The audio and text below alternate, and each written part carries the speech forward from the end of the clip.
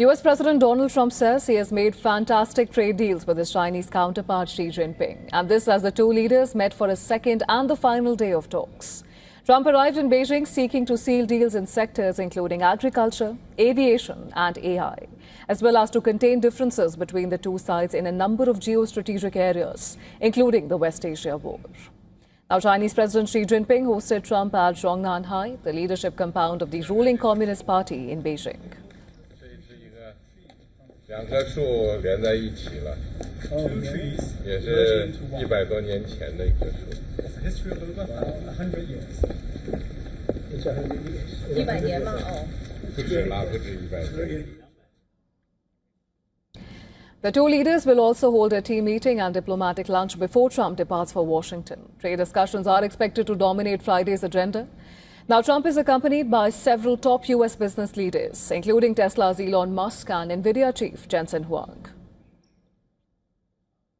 I just want to say, on behalf of all of the great delegation that we have the greatest businessmen, the biggest, I guess the best in the world. We have amazing people, and they're all with me. Every single one of them. We asked the top 30 in the world, every single one of them said yes. And I didn't want the second or the third in the company. I wanted only the top. And they're here today to pay respects to you and to China. And they look forward to trade and doing business. And it's going to be totally reciprocal on our behalf. In a Fox News interview, Trump appeared to preview one of the major deals, claiming that China has agreed to purchase 200 big Boeing aircraft. However, shares of Boeing slipped after the comments, suggesting that investors had perhaps expected a larger commitment from Beijing. Trump was given a massive red carpet welcome on his arrival and met President Xi at the Great Hall of the People in Beijing. But Thursday's superpower summit was dominated by Xi Jinping's strong warning on Taiwan. While Xi described the US-China relationship as the world's most consequential, he also warned that Taiwan remains the most important issue in China-US relations and it could trigger conflict if handled improperly. Trump avoided commenting publicly on Taiwan on Thursday, but US Treasury Secretary Scott Bessent later told CNBC that the president would speak further on the matter in the coming days. Trump did address another major flashpoint, which is the conflict involving Iran. Speaking to Fox News, Trump said that Xi had effectively assured him that China was not preparing to provide military assistance to Tehran. We discussed it. I mean, when you say support, they're not fighting a war with us or anything. No. He said he's not going to give military equipment. That's a big statement. He said that today. That's a big statement. He said that strongly. But at the same time, he said, you know, they buy a lot of their oil there, and they'd like to keep doing that. He'd like to see Hormuz Strait opened. I said, well, we didn't stop it. They did it, then we stopped them. You know, sort of interesting. He joked. He said, you know, it's sort of, if they stopped it, then you stopped them. But they'd like to see it opened.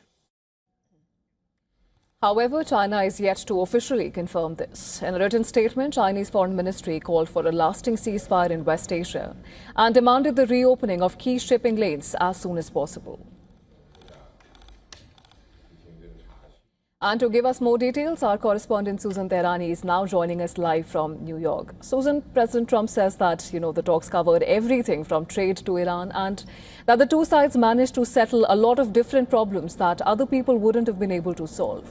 Now, from Washington's perspective, what's been seen as the biggest takeaway from the summit so far, according to you? Yeah, I think we got a better understanding about what Washington's takeaway will ultimately be. Of course, this very important meeting, this lunch between the two leaders behind closed door is going to determine a lot before President Trump leaves Beijing. However, according to the U.S. Trade Representative, Jamieson Greer, and U.S. Treasury Secretary Scott Bessent, this trip wasn't really about resetting relations. It was more about managing the competition between the two sides. Those individuals in interviews said that we could expect major trade deals into billions and billions of dollars, hundreds of billions in agriculture, in aviation. The Boeing sale that President Trump alluded to in a span of several years. And then, of course, they did talk about the Strait of Hormuz. However, we really didn't get an understanding, at least until now, from the Chinese side, whether or not they'll play a more colorful mediating role in the Iran conflict with the United States. But ultimately, it appears that they will be also cooperating on AI. We'll wait for the official statement regarding that. That would be an unprecedented move because the two sides have so far veered away from having any kind of cooperation regarding that. I thought it was interesting that Besant also noted that still there is a lot of differences, notably when it comes to China's dominance on rare earth minerals. So, those are the takeaways that we've heard about from U.S. representatives. I think once the delegation leaves China, then we'll get a better understanding not only about how much China and the United States are on the same page regarding the Strait of Hormuz and the war with Iran, but also how important and significant these trade deals are going to be for the years to come.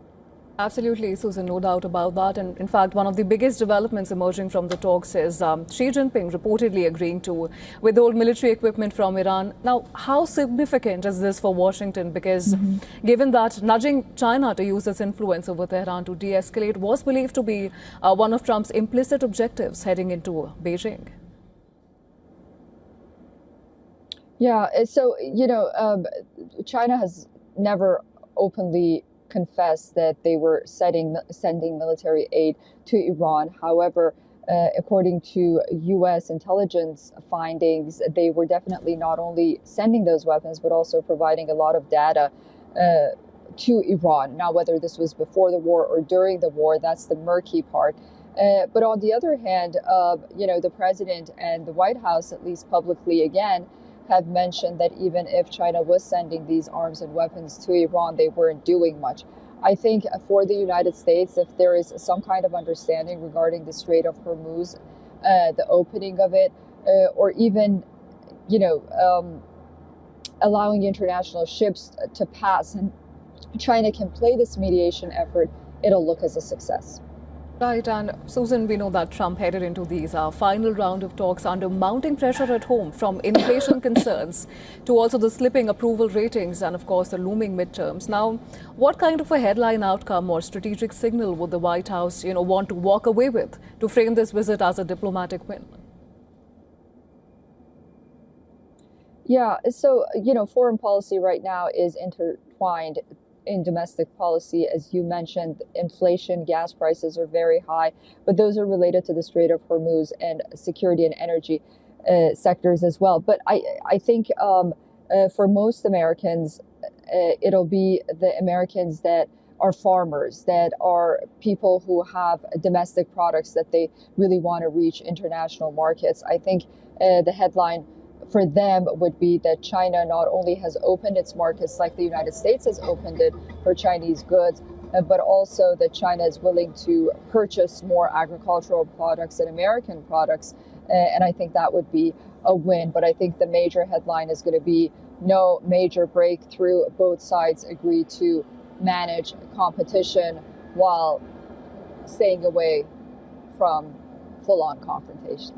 Absolutely, and that would be an tremendous sign of progress. And for now, thank you so much, Susan, for getting us those details. Of course, we'll continue to closely track the developments.